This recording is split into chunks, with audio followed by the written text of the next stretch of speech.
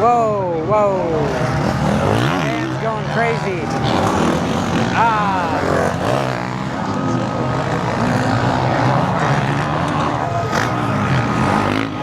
No!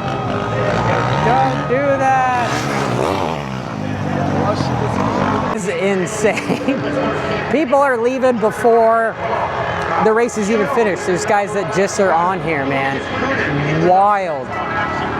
Wild, wild, wild. So, initial reactions. I'm super impressed with Tomac.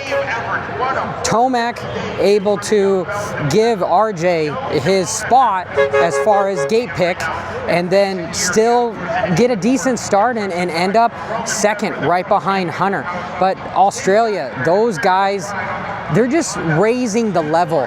And what I mean by raising the level is before, it seemed like the Europeans kind of had our number when it came to motocross, but not anymore. Everyone is learning from these guys, and I think it's because Hunter is such a good tester. Talking with the mechanics today, Hunter and Jett both tested together. They didn't really tell me that Hunter was better, but I kind of have a perception that he is. They pretty much have kind of the same setup. They were trying different bikes this weekend, just with different forks and different shocks. That's why they had two different motorcycles. But man, the fans are just, they jumped the track. Wild. What an event with just, I don't even know how to describe it. It's just something gnarly that you have to go to experience it. I am bummed with Team Belgium, with the Koenen brothers. This track just got so gnarly and everyone is just, it reminds me of Black Friday is what it reminds me of, with everybody jumping the fence here. Man, dude, these ruts look so crazy. I'm impressed with Joe on the 450, and really RJ struggled for Team USA. I believe we got second, and we were tied with Australia, but it was a tough task to try to ask for us to beat Team Australia with the last moto, all the 450s, the MXGP class with the open class, because it was a 1-3 sweep. Jett came through the pack from just hauling butt, and he did what he needed to do to win. And like I said yesterday, I am so pumped for Hunter. Was it completely fair? I mean, I would say it was pretty much straight up beating Jett, but he had a much better gate pick. However, Jett started way on the inside, so I think he did. I think we're gonna give it to him straight up beating his brother for the first time without some sort of a DNF or some sort of a mistake by Jett. And gosh, what else was pretty noteworthy? Roczen, man, dude, he had the speed. But instead it was for qualifying rather than for the actual race, because both times he crashed. There was a small fire on the start on the last moto here, and he never really got to show how good he was. Yeah, and all the fans have just been awesome. What a cool event to have it here in America. And I don't really say anything about not having security for having these guys here. When you have the Olympics like this, you're gonna get some antics, and yeah, could they maybe do something, but I don't know. Nobody got hurt, but you know, for everyone that is out there that's like, oh, but that's still not good. Who's to say? You have to be here to really have the full context of anything. And personally, this race is just for show. There's really no money involved, so it's all just for fun. So I think the guys in the back, they kind of know. Talking with some of the other teams, they're just happy to be here. I will say that I expected more from the Koenen brothers. Yeah. But I want to say kind of sometimes RJ it, where they mess up. You know, Sasha might have an injured wrist. Lucas, he ended up wadding and his subframe was all messed up. So that helped Team USA, which I'm happy for. And then the Netherlands, they had Koldenhoff not being able to race. I digress. My point being is with the Netherlands having one rider out, Kaida Wolf won the MX2 class, and for, I believe, I want to say that Hunter won the overall in his class, and so did Jett, and they both won the Nations, you know. So I think Team USA was kind of an underdog in this one. For some weird reason, I kind of do, because Deegan wasn't here, J. Coop did what he needed to, and RJ filled in for Sexton. If not, I think we would have won. I do think we would have been able to beat Kyle Webster and Jett and Hunter, but because of that, I'm damn happy for second place. And I really got to figure out, was it France that finished third?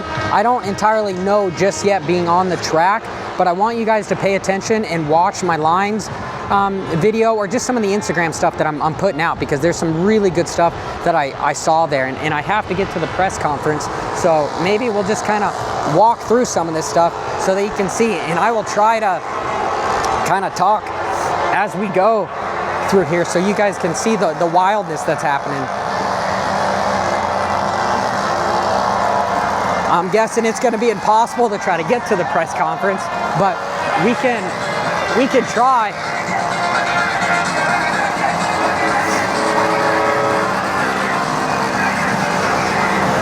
And Joe, first time on a 450, he showed a lot. He was running with guys like Tomac. I kind of retract what I said as far as Captain America, saying that he may kind of phone it in, because this is the last race he has with Yamaha. It's now, I think his contract's already up. So for that, he's going to KTM for World Supercross, and I know KTM doesn't want him to get hurt. I'm sure they're paying him a pretty penny. Same thing with World Supercross. So truthfully, I am pumped that he rode as hard as he did, and trying to load the final specifications that FIM just sent me. And so here, if I look at this, what is it? Open. Hunter. Joe got second. National Open classification. So yeah, Hunter won. Liam Everts was third, but that's not the complete overall numbers here. I'm kind of thinking we were second, but I'd have to get some full confirmation. Boss, so were we, USA got second? Yeah, me too. Cool. That's a job well done. Yeah. Okay.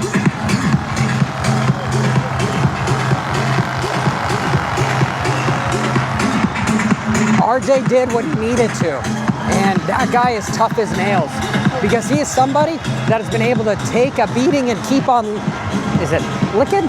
Is that it? Or ticking? Maybe it's ticking. Yeah, this thing is crazy.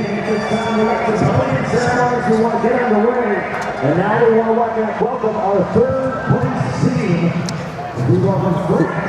France. Okay, so it wasn't Belgium. France. I got some good stuff that I caught from them. Febra, dude. I wanted to say that I expected Febra to be up there to try to go champ for champ, because if I have to give somebody kudos, I want to say Jett beats Febra straight up. Yes, we're on US soil.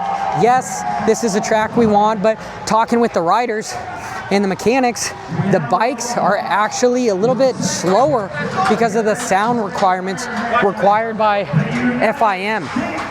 They have to have much longer silencers.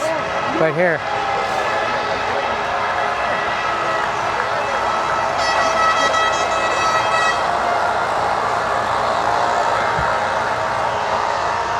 It's pretty much Redbud all over again, but you know, with a lot of different languages involved. I'm really pumped that I got off my ass and made it happen. So this was cool, and like I said, I got some damn good content, and I have some ideas planned as well for stuff. And I've got my podcast tomorrow morning with Zach Osborne, which, you know, he's somebody that could have a good insight on what's going on here as well. But I feel fulfilled because from what I said yesterday with the United States struggling, everyone had to come together to get a second. Australia, it pretty much seemed like it was going to be in the bag because that third moto was going to be tough with beating Hunter and Jett, especially when they're racing together. And they both won the overall in their classes. And Kyle Webster, honestly, coming on the ground on his second moto of MX2, and then I think he got a top 10, which that's wild, right? And then Justin Cooper for America, he did what he needed to, but if I had to give like a hard charger award, it's difficult between Tomac and RJ, because I don't know exactly what RJ is fighting with, because he was up to third in his second moto, his first moto at one point, and then things kind of went sour for him. So based on what I saw that last moto with Captain America, Eli Tomac, last time we're going to see him on a Yamaha, pretty freaking special. Pretty freaking special for him to do this on home soil at over 30. Same, RJ's over 30. I think Justin Cooper, is he 29? He might be 29. So, but I could rant for a while. But anyway, I'm at the press conference and I doubt the riders are there. And I got a flight that needs to leave here soon. So hopefully I can get my happy ass in my minivan and get the hell out of Dodge so that I can make it home. And then we got Mosman, Motocross of Action. You know, I want to say partially one of my favorite magazines. You know, I appreciate it.